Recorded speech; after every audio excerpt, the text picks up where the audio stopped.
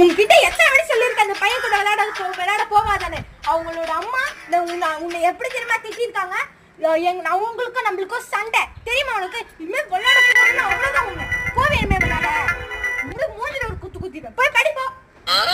ஓஹோ, உங்க பொண்ணு கூட விளையாட வைக்க கூடாதுன்னு இப்படி ஒரு பிளான் பண்றீங்களோ? அதுக்கும் மேல பெரிய இதோ வரேன்.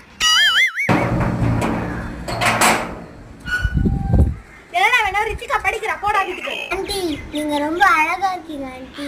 ரொம்ப சாஃப்டா ஷைனியா இருக்கீங்க.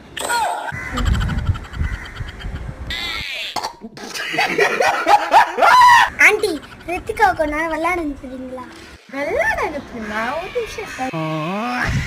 ரித்திகா சொல்லுங்கம்மா. ஹோம்வொர்க் முடிச்சிட்டியாமா?